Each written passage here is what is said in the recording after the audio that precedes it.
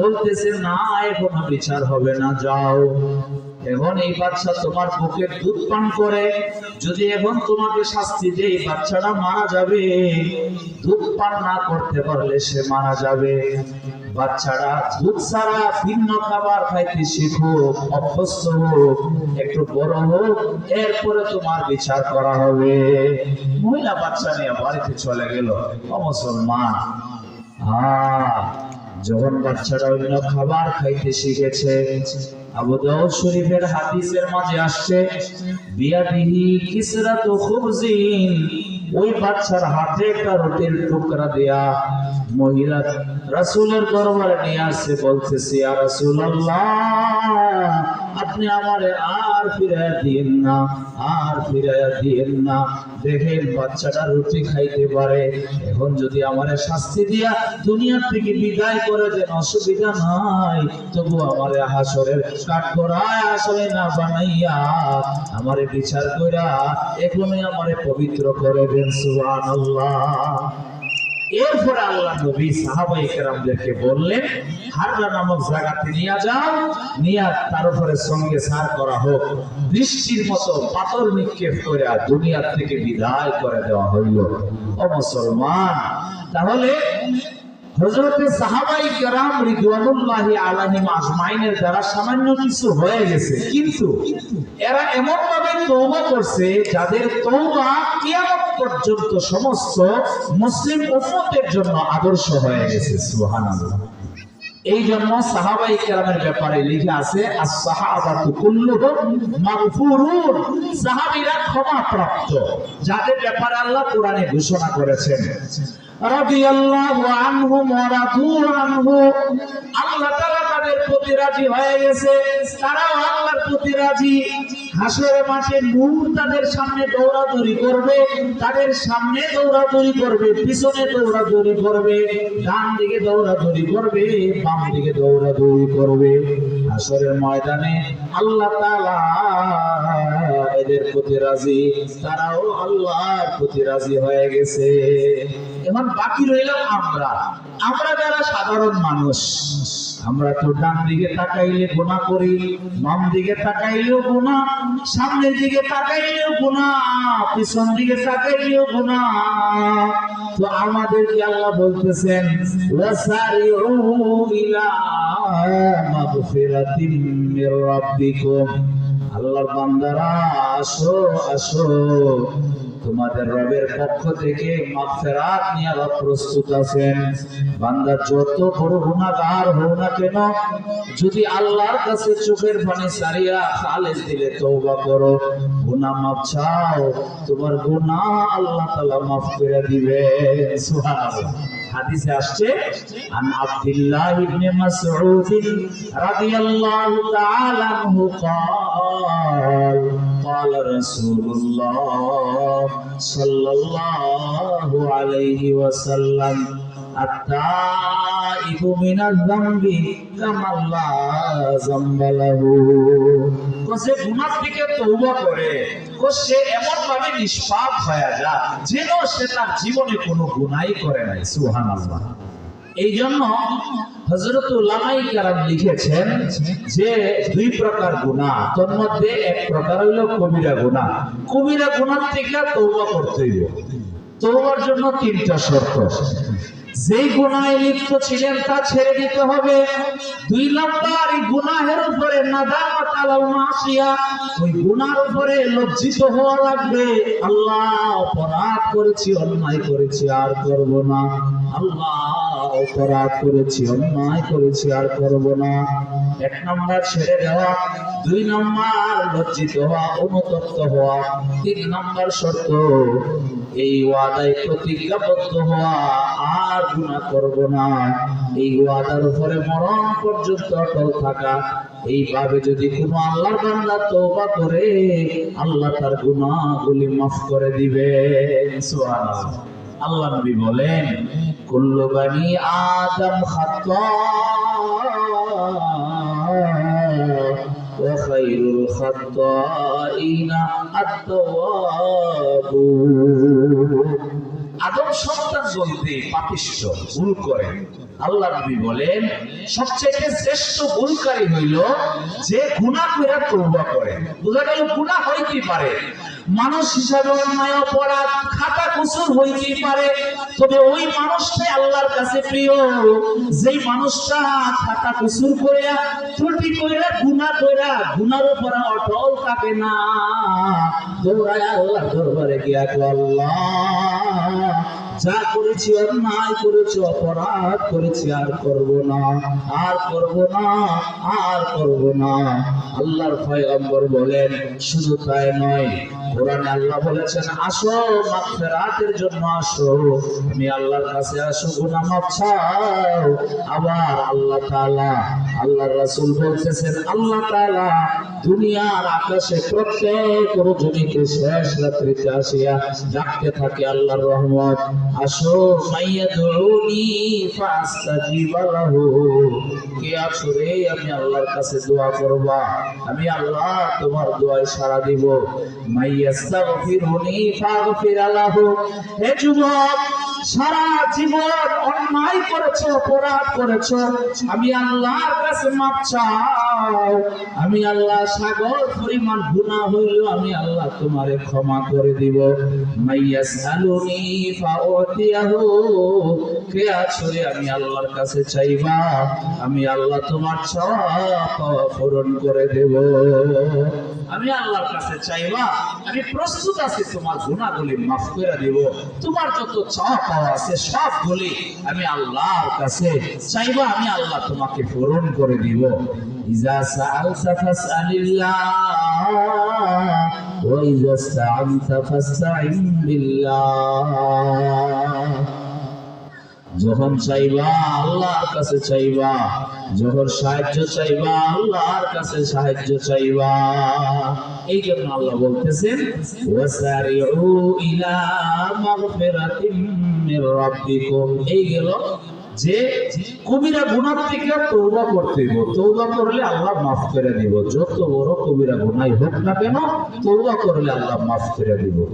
2 number রাসূল করিম সাল্লাল্লাহু আলাইহি সাল্লামের কিছু হাদিসের দ্বারা বোঝা যায় কিছু আমল আছে যে আমলের দ্বারা আল্লাহ ছোট ছোট গুনাহ মাফ করে দেয়।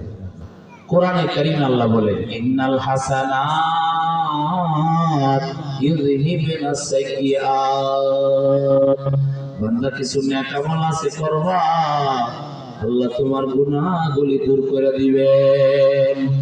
যেমন এক হাদিসে আছে আল্লাহ রাসূল বলেন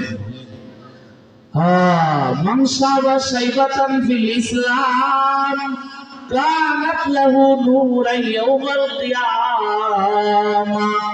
অনেক যুবক আছে সামান্য বয়সজন হইতে থাকে, চুলদারে সাদা হইতে থাকে, সে সাদা চুলদারে এরকম ভাবে ধীরে ধীরে পান্ডা নাথুন কি করে উপরায়া ফেলতে থাকে। পয়গম্বর বলেন লা তানতিফুস শাইবা, এইভাবে উপরায়া ফালাইও না। বলে কেন?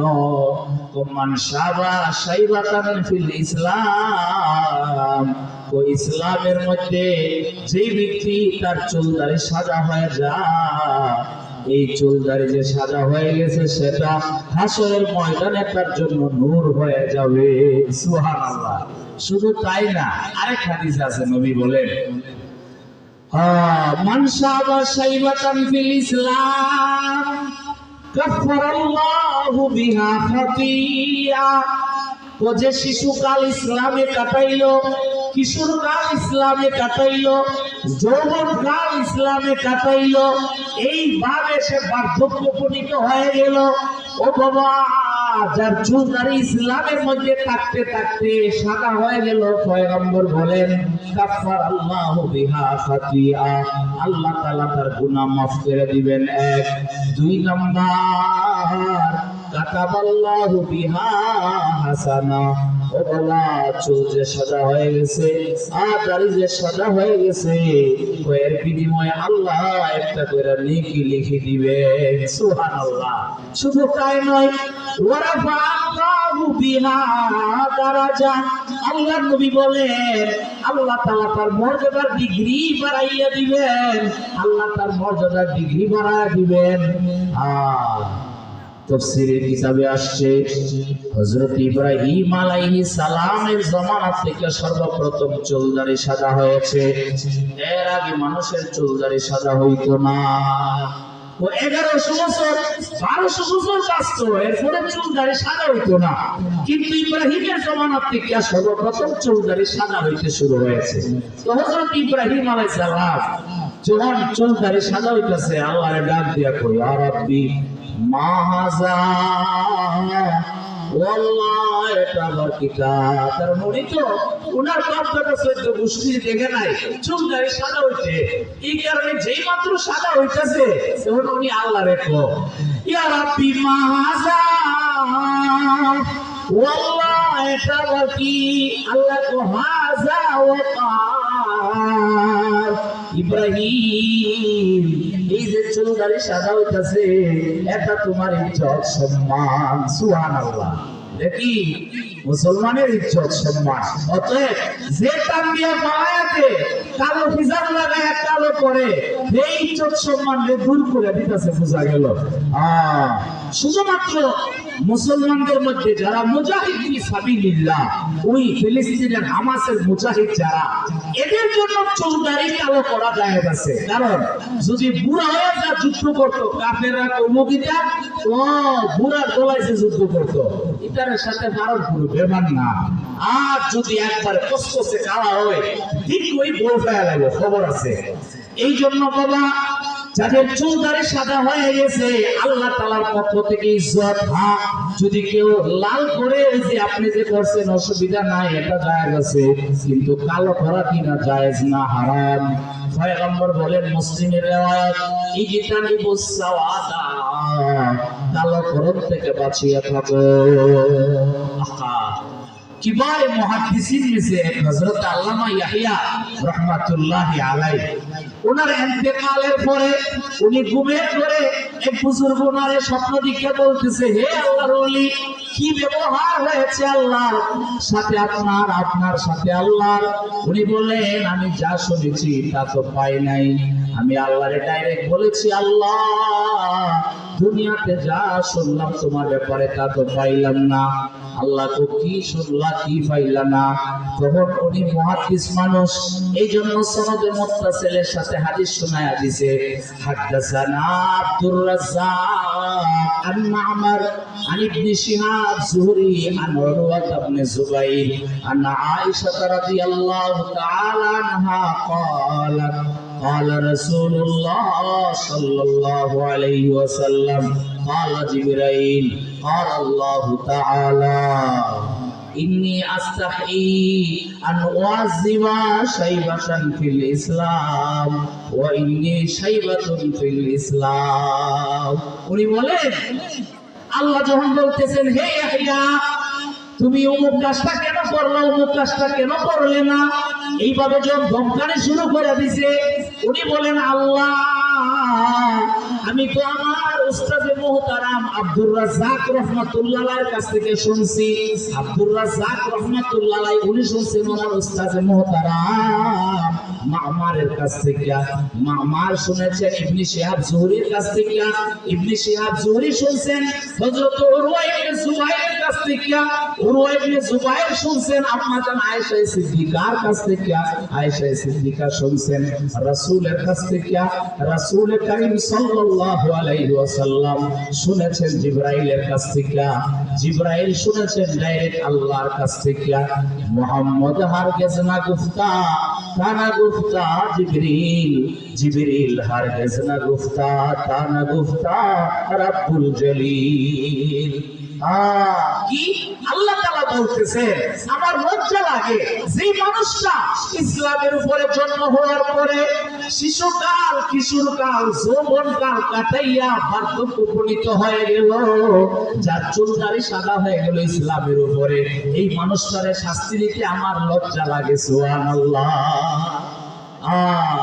এই জন্য এই হাদিস বলার পরে আল্লাহ তাআলা বলতেছেন, হে ইয়াহইয়া শুনো, সাদাকা সাদাকা আব্দুর রাজ্জাক তোমার উস্তাদ আব্দুর রাজ্জাক সঠিক বলেছে, সাদাকা মামারও সঠিক বলেছে, সাদাকা জুরিও সঠিক বলেছে, সাদাকা উরওয়াও সঠিক বলেছে, সাদাকা আয়েশাও সঠিক বলেছে, সাদাকা রাসূলুল্লাহ সাল্লাল্লাহু আলাইহি ওয়াসাল্লাম আল্লাহর রাসূল সঠিক বলেছে, সাদাকা জিবরাইল সঠিক বলেছে, ওয়া আসদাকুল কাইলিন আমি আল্লাহ সর্বশ্রেষ্ঠ সত্যবাদী।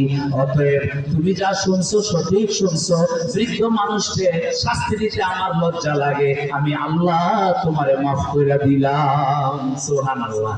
এই জন্য ভাই আরেক হাদিসের মধ্যে আছে, তিন ব্যক্তির দিকে হাসরের ময়দানে আল্লাহ তাকাবে না, আল্লাহ এদের সঙ্গে কথা বলবে না, আল্লাহ তাআলা এদেরকে পবিত্র করবে না। এর মধ্যে এক প্রকার হইল শাইখুন জানি, যারা বার্ধক্য উপনীত হওয়ার পরও জিনার কাজে জড়িত হয়, ব্যভিচারিতে লিপ্ত হয়, পাপের কাজে জড়িত হয়, বা বৃদ্ধ মানুষ যখন পাপ করে আল্লাহ তাআলা লজ্জা লাগে। আর এই মানুষটাকে আমি শাস্তি দিব কিভাবে? যে মানুষটা ইসলামের পরে থেকে তার সারাটা জীবন কাটায়া দিল। আল্লাহ তাআলা আমাদের সকলকে কবিরা গুনাহ থেকে তওবা কইরা আর ছোট ছোট নেক আমল কইরা যাতে আমরা ছোট ছোট গুনাহ থেকে বাঁচতে পারি, আল্লাহ তাআলা আমাদের সকলকে তৌফিক দান করুন। ওয়া আখিরু দাওয়ানা আলহামদুলিল্লাহি রাব্বিল আলামিন।